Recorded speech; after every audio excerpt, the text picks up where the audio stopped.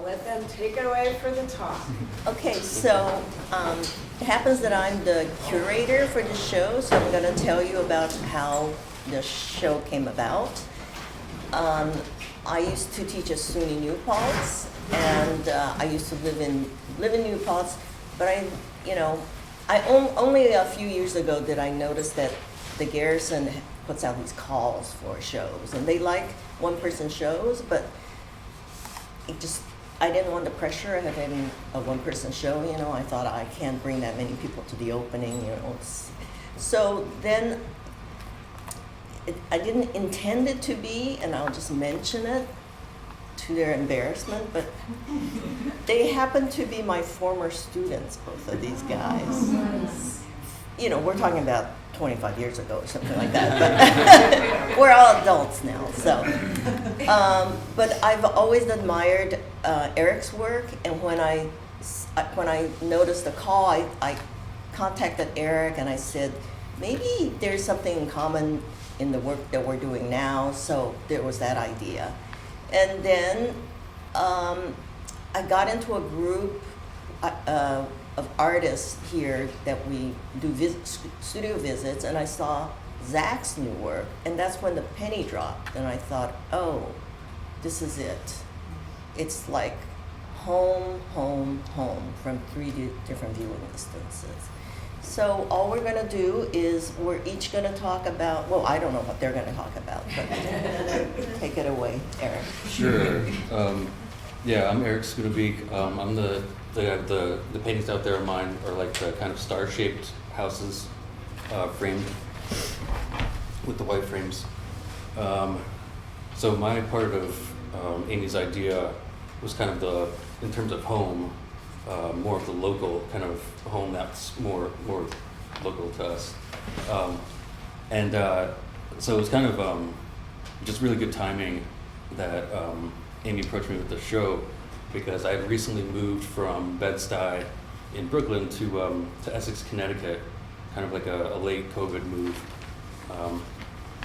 And I was in these completely new surroundings, which I wasn't used to, going from very urban to very like coastal Connecticut, kind of wealthy area. It was just a big upheaval. But at the same time really interesting, because I really like to see anything new basically. When I was driving here today, I'm just like constantly looking around, looking for new things. I got here like 5 minutes before 2 just because I got off the beaten path and I was looking a little bit too much. But it's just like, I've been thinking about the same thing, because like where it's home for me, I think it's mostly upstate New York where I grew up, but it made me notice like how much I've jumped around, from either New Paltz to, I went to grad school in New Jersey, to New York, and then out to Connecticut. And I'm kind of floating, like none of those places really feel like home. But it kind of allows me to look at what's around me in kind of like an exotic way. What might be really normal to someone who lives in Connecticut. It's like, you've seen all these coastal houses, and to me it's brand new. So I can kind of look at it through a different lens and analyze it in a different way. That's, pretty much where these kind of like frontal facing, confrontational kind of compositions come from, is really just driving around and looking and taking a lot of pictures. I think I was talking at the opening to someone, because like I noticed in like trying to look for houses, I'd pass this one, I'd mark it on my phone, I'd take a screenshot of where I was, and then I'd go back and try to find the house online, either through Google Maps, or like you can only get a couple of shots, it's not the same season, everything's different than taking the photo in person. And then also I realized, whenever you just try to look for houses on the internet too, you get great photos of people trying to sell houses, people trying to make their houses look as good as possible, sometimes, photo edited, and perfect. And so I could kind of go around and take like these awkward photos of houses, usually where, people just drive by, there's no shoulder, sometimes I'll get out of the car and like kind of creepily or dangerously take a shot of somebody's house from the outside. I keep my photos of my recent work here is so I can prove to them I'm a painter if anyone's kind of weirded out. It's only happened once so far, but it is, and let me know if I'm rambling, but it is kind of also somewhat voyeuristic in that way, because it is someone's private property that you're looking at and taking a piece of from a public area. But these things are very it just goes to show how much a house's facade can kind of be so personal to someone, and it can have just a ton of odd character to it, whether it's the architecture or whether it's the things in the front yard. It's decisions made over separate lifetimes. It's decisions not made and left alone and left to decay. So these are all things that I'm thinking about with those paintings, and some of them some of these ideas aren't represented in these, but that's kind of what I'm thinking going forward. There's one here. I don't know if everyone can see this one. It is an interior. I haven't done many interiors. It's mostly exterior houses, buildings. Tell them about the book cover. Oh yeah, I forgot about that part. Yeah, when I was a student at Amy's, this was back in 2006. Was my senior year at New Paltz, and I think I was kind of struggling doing all kinds of different things. Painting artists that I admired, looking at tons of artists, and finally I kind of hit on this really simple thing of just doing a very quick one-shot kind of painting on a torn off book cover that was going to be thrown away, and that kind of clicked with me, and I made a bunch of them. I think I had 60 of them, starting just looking at the book cover, seeing what's there, and letting that kind of dictate what I do, whether it's a pattern of the book, color, staining, mouse chewing, using either side too, either the cloth side or the inside paper side. It's kind of it became a perfect surface for me, and it was free. I could find books that people were getting rid of. There's tons of them. They're outdated or getting thrown out. So yeah, I just kind of started that project in 2006, and I'm still doing it now, and I like it more than ever. It's just kind of endless. Things are scaling up just slightly, and that, even that scaling up from this big to this big for me is huge. They are not all houses. No. I was using my imagination a lot before, and now that I'm a little older, I still use my imagination, not as much, but I'm taking the pictures and realizing, that reality is stranger than the fiction I can come up with. I'll kind of use both now. The little clues that I find in the photos, I can either choose to accentuate or to leave off, or I've taken a bunch of pictures of different colored garbage cans. The big plastic ones, there's green. I saw a purple one, a really rare purple one the other day. You can take a picture of that and insert it if you want, if you need a little pop of color. But yeah, now it's way more, my photos are very important to me in my phone, and they're not good photos at all. I'm not a photographer, but they're really useful in terms of it's almost like portraiture or a caricature of a somewhat inanimate kind of thing. Yeah. What I admire about Erik's, I just admire his work in general, but the houses, I feel, I've never seen a house depicted with so much feeling. The house has a, a sense of anxiety or a sense of whatever. I can't even put words into it, but that to me is what's unique about his work. Zac? Hi all, I'm Zac Skinner. Just a quick thank you to Amy for conceiving of this show, and huge thank you to Garrison Art Center. You guys have supported me over the years with, Anthropocene Drifter, a solo show several years back, thank you to my friends that are here. Really appreciate seeing you. I wanted to start out with a little disclaimer. I was talking to somebody really close and dear with me, and we were chatting about this talk, and this dear person pointed out, oh, like last summer, you know, I saw you drinking like iced coffee out of plastic cups, and the point being that I wanted to lay out that I'm not pure, and I don't try to preach purity, I'm going to be talking about the earth and pollution, but I make all sorts of problems with my own consumption. I'm a parent. I have, you know, a deep pain in my heart for like all of the diapers that I've used with my children and thrown away, you know, with plastic in them that's going to last for a long time. Okay, so I just wanted to start with I'm not pure, and I'm not trying to preach, you know, purity. So here's like a backdrop of my work. Rachel Carson tried to warn us in 1962 with Silent Spring. And she told us a story about the beauty of the American landscape, but also how humans eventually poisoned it, and about how like ecosystems can break down due to you know, pollution, greed, and ignorance. And can we all agree, like even if you haven't read it, just that how eerily similar to our current predicament that sounds, right? Why? And I wanted to talk about this long list of the whys, but we're a little bit limited in time here, and I wanted to tell a more personal story. So I don't know if I'm allowed to do this, but I made a bonus content section on my website. So if you go to zacharyskinner.com, and right on my homepage, you'll see a link for like bonus content where I try to confront some of these whys, okay? Yeah. But a couple of things I will say.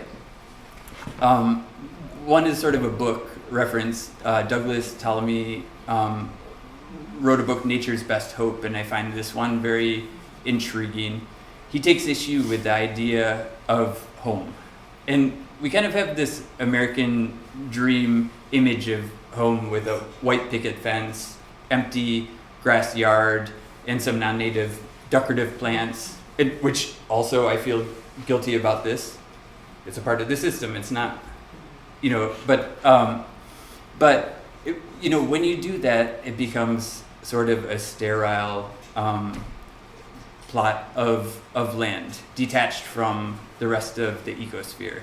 And for him, his solution is that in our front yards, in our backyards, we can create a nature corridor, you know, cultivating the native plants, cultivating landscaping features that will invite the wildlife in. And I feel like how empowering is that we can think about where we live. That's where we start, and incrementally open ourselves up to the larger ecosphere. Okay, so there's that. And I will also say, there's this thing about the powerful few that kind of make us relive this nightmare over and over again. And I can put a name to it. Fossil fuel industry is like one of those, you know, powerful few.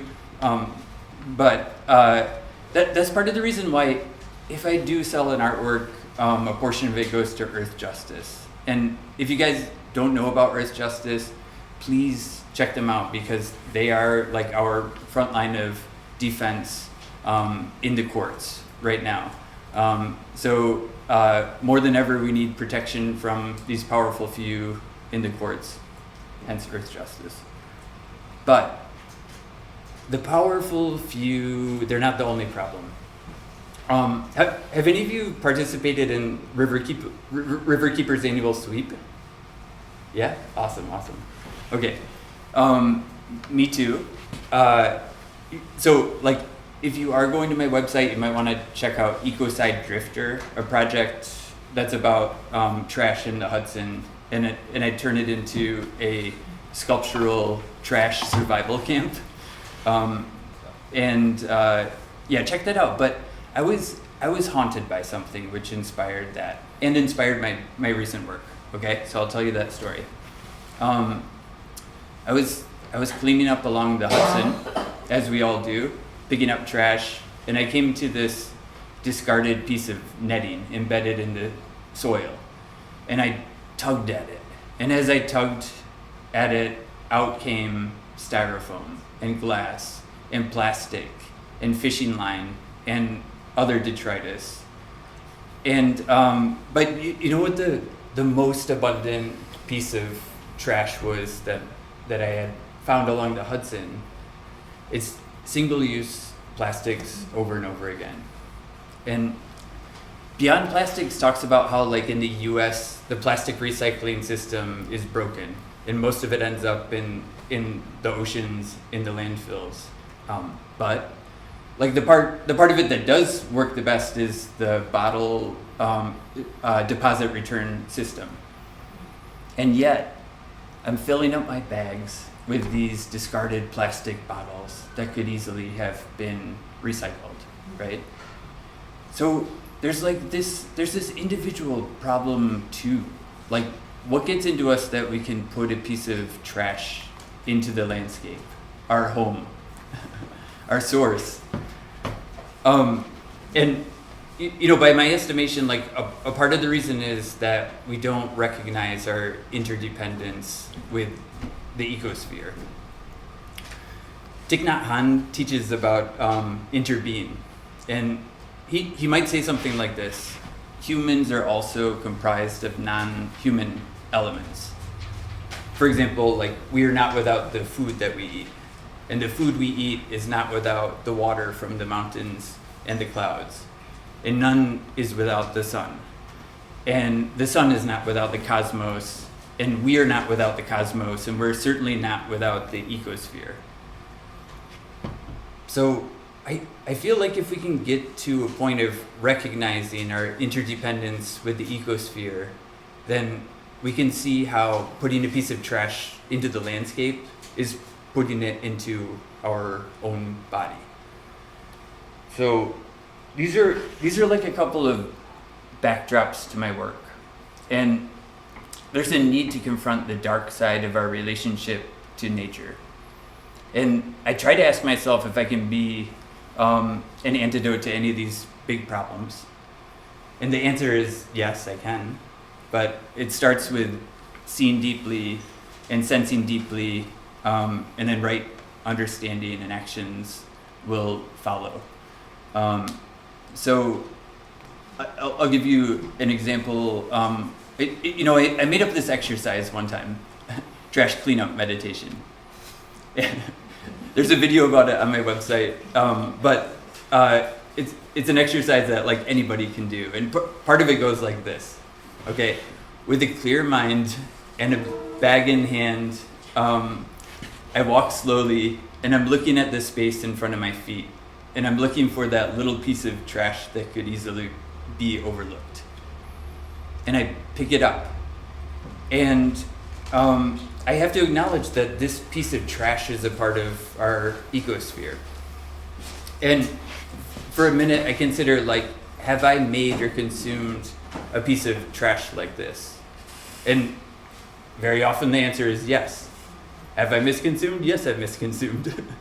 Am I pure? No, I'm not pure. Can I do better? Yes, I hope to do better. Yeah, and I also take deep breaths and take note of any sense that I confront. And I might find an empty plastic bottle and smell the residue of stale soda, or worse if I'm unlucky. And I have to acknowledge that this smell is a part of our ecosphere too. And I reflect on the fact that there's no part of this ecosphere that hasn't been touched by humans or by myself. And if I could freeze that, like, moment of awareness continuously, like, that could change the way I live my life. And I think that's what I'm doing in my recent works. What I'm seeing deeply, what I'm sensing deeply, are the symptoms of climate change. The desertification, increasingly violent storms, drought, flood, the displacement of peoples from their homelands, and resource scarcity. Yeah. So I'm really almost done, sorry. I'll be fast. But like, I wanted to end with this question, like, can art change anything? And Jerry Saltz once said that art changes through sublimation. Okay, what does that mean? For me, I wish that my work could be seen as an idea to be lived with instead of just an image. And then it can have some value. It can empower us through contact. So living with a work of art like that can be sort of a daily reminder to remain vigilant of climate change. It can prevent indifference from arising. It can extinguish the one-sided view that sees nature as only beautiful, but ignores the human-caused collapse. And it can encourage the hope and ingenuity that's needed and that we all have inside of us. And maybe even strengthen the determination to honor nature and become nature's beauty. So that's what I'm doing. Thank you. I'll leave it at that. Okay, so you'll see that we are three very different people. I kind of stumbled across doing kind of astrophysical images. And somehow that led me into quantum physics that I knew nothing about. And then when I learned about quantum physics, I was fascinated, just fascinated. And I thought, oh, this is going to reveal the secrets of the universe. You know, we're going to find out. And interestingly enough, I'll just mention there's Heidi Lalino here. She's an artist, and she has a son who is a physicist who is actually working to build a quantum computer. And for some reason, she talked to him about my work and steered him to look at my website or something. And looking at my website, I still would like to know, but I sort of feel like he sensed something about the work. And one of the things that he sent to her was a link to this physicist named Federico Nagin. He is the guy who invented the microprocessor, the touchscreen, and the touchpad. And he was talking about how he had this realization that science or scientism or material science is looking at this wrong, and that the mystery of the universe really has to do with consciousness. And that it's not that consciousness is part of that, consciousness is underneath that, it's fundamental to the universe. And then he referred to this other physicist that I really, admire and respect, Sir Roger Penrose. And now I'm finding that they're not the only ones. There are very few, but there are physicists, MDs, and people like that who are saying that consciousness is fundamental to the universe, which means that, we have consciousness, our pets have consciousness, the plants have consciousness, the trees have consciousness. This we know because, we know this from studies. And maybe the amoeba in its low little way has its own consciousness. And they are saying basically that consciousness is actually part of the fabric of the universe, which I find totally fascinating. And that in a way, and I think about how science came about, which was that it rose out of the mysticism of alchemy. It was like mysticism and science and then all of a sudden science separated. And maybe there is a problem with science being merely scientific. That there is, and I have always felt, and I think that my work has always been trying to deal with this, although, I feel like I was lost in the desert for decades, but I was in the right desert, I was just barking up the wrong tree.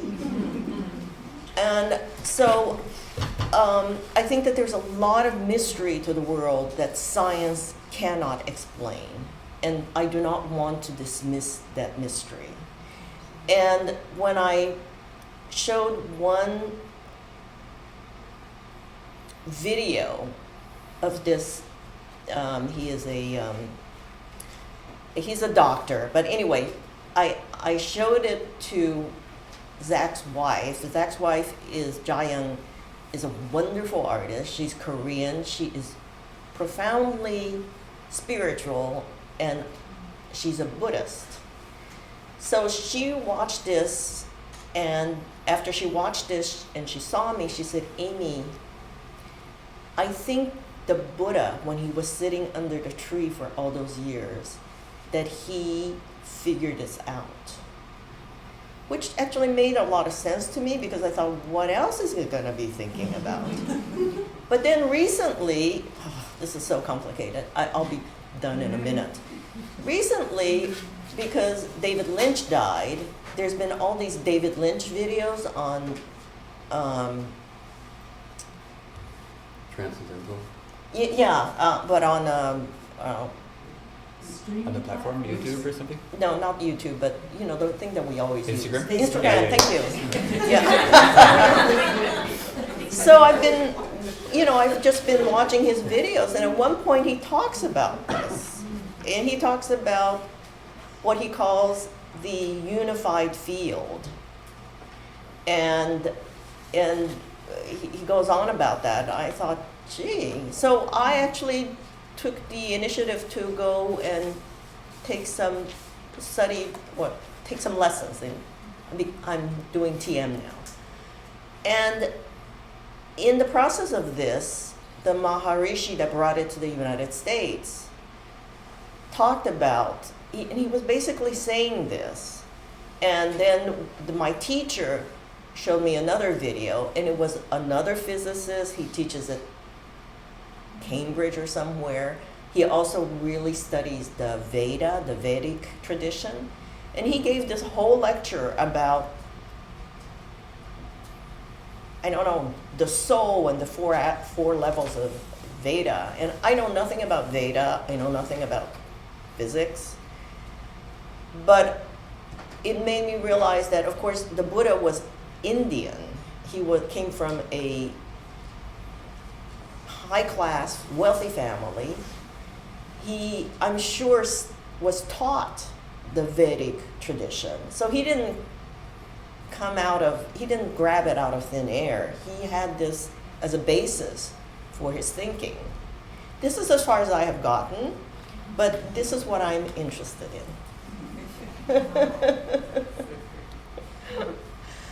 And that's it. 3 levels of home. What can I tell you? I